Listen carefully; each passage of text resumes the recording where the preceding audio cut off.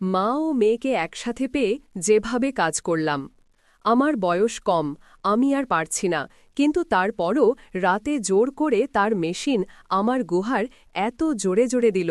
আমি কাঁদছি আর বলছি, আস্তে আস্তে দেও, ব্যথা পাচ্ছি। হ্যালো বন্ধুরা, আমি তোমাদের নূপুর আপু। আজকের গল্পটি সম্পূর্ণ শুনলে আপনাদের মেশিন দিয়ে টপ টপ করে পানি চলে আসবে।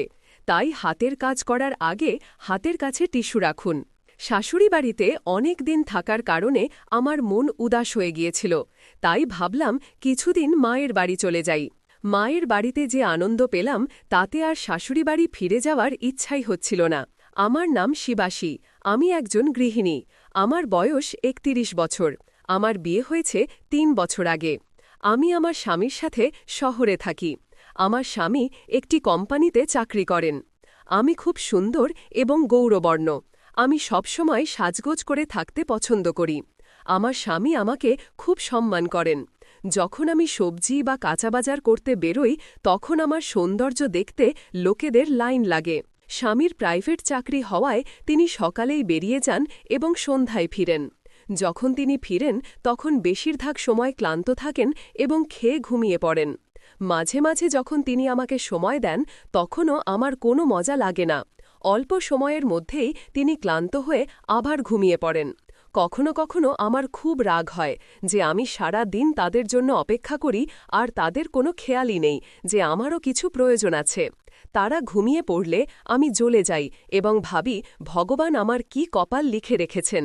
শুরুতে আমি খুবই বিরক্ত হতাম, কিন্তু ধীরে ধীরে এখন ভাগ্যের লিখা মেনে নিয়েছি। একদিন মায়ের বাড়ি থেকে আমার মা ফোন করে বললেন, গ্রীষ্মের ছুটি আসছে, তোমার আসতে ২ বছর হয়ে গেছে, এবার কিছুদিনের জন্য মায়ের বাড়ি চলে আসো। সন্ধ্যায় যখন স্বামী ফিরলেন তখন আমি তাকে বললাম মায়ের বাড়ি থেকে ফোন এসেছিল এবং মা আমাকে কিছুদিনের জন্য ডাকছেন। আমার কথা শুনে তিনি বললেন, ঠিক আছে, আমি তোমার টিকিট করে দিচ্ছি, তুমি কাল চলে যাও। আমি বললাম ঠিক আছে। পরের দিন আমি ট্রেনে করে মায়ের বাড়ি চলে গেলাম। সেখানে আমাকে দেখে সবাই খুব খুশি হল। আমি প্রায় ৩ বছর পর মায়ের বাড়ি এসেছি। আমার মায়ের বাড়িতে কৃষিকাজ হয় এবং জমির কাজ সারতে নৌকর চাকরও লাগানো আছে। মায়ের বাড়ি এসে আমি খুব রিল্যাক্স অনুভব করলাম, কারণ এখানে কোনো দায়িত্ব ছিল না। একদিন এমন হল যে আমার বাবাকে কোনো কাজে এক আত্মীয়ের বাড়ি যেতে হয়েছিল। তিনি সকালেই চলে গেলেন। দুপুরে আমার মা আমাকে বললেন একটি নৌকর যার নাম মনু, সে জমিতে কাজ করছে এবং দুপুর হয়ে গেছে, তার খাবার পৌঁছে দেওয়ার কেউ নেই। তুমি যদি পারো তাহলে যাও এবং তার খাবার দিয়ে আসো। আমি বললাম ঠিক আছে, অনেক বছর হয়ে গেছে, এই অজুহাতে জমিও দেখে আসব। তারপর আমি তার খাবার নিয়ে জমির দিকে রওনা হলাম। গ্রীষ্মের দিন ছিল, তাই দূর দূরান্ত পর্যন্ত কেউ দেখা যাচ্ছিল না এবং প্রচণ্ড রোদ ছিল। আমার বাড়ি থেকে জমি প্রায় ১.৫ কিমি দূরে ছিল। আমি ধীরে ধীরে হাঁটছিলাম। কিছুক্ষণ হাঁটার পর আমি আমাদের জমির কাছে পৌঁছে গেলাম। সেখানে একটি ছোট ঘর ছিল যেখানে সব জিনিস রাখা হতো। আমি যখন সেখানে পৌঁছালাম তখন মনু মনু বলে তাকে ডাকলাম, কিন্তু সে কোথাও দেখা গেল না। আমি ভাবলাম খাবার ঘরে রেখে বসি, সে এখানেই কোথাও থাকবে, আসবেই। এই ভেবে আমি ঘরে গেলাম। কিছুক্ষণ বসে ফোন চালাচ্ছিলাম, তখন আমার খুব প্রস্রাব পেতে লাগল। আমি ভাবলাম মনু তো কোথাও দেখা যাচ্ছে না, ঘরের ওই পাশেই সেরে নি। সেদিন আমি স্যুট পরেছিলাম, তাতে আমি খুব সুন্দর লাগছিলাম। যখন আমি বাইরে এলাম তখন ঘরের অন্য পাশে গিয়ে প্রস্রাব করতে শুরু করলাম। আমি তখনই শুরু করেছি, এমন সময় সামনে থেকে মনু চলে এলো। আমি একদম হতবাক হয়ে গেলাম।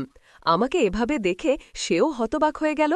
আমি দ্রুত উঠে ঘরের দিকে দৌড় দিলাম, কিন্তু ততক্ষণে সে সব দেখে ফেলেছে। আমার নিজের উপর এত লজ্জা আসছিল যে কি বলবো বুঝতে পারছিলাম না, কি করে বাইরে যাব তা বুঝতে পারছিলাম না।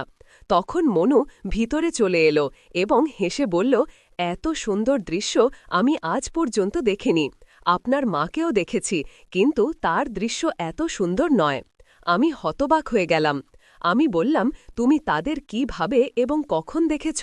সে বলল, একটু অপেক্ষা করুন, এখনই বলছি। তারপর সে আমাকে এমন সুখীর অনুভূতি দিল যা আমার স্বামী কখনো দিতে পারেনি। আমি একদম তৃপ্ত হয়ে গেলাম।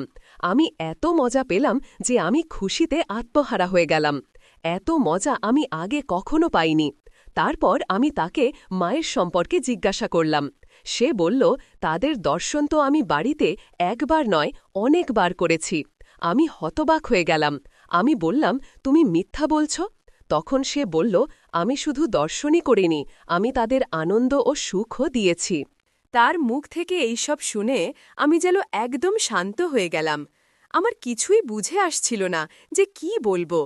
তারপর সে হাসতে হাসতে বলল, যদি তোমার বিশ্বাস না হয় আমি তোমাকে দেখিয়ে দেব, তখন তোমার বিশ্বাস হবে না?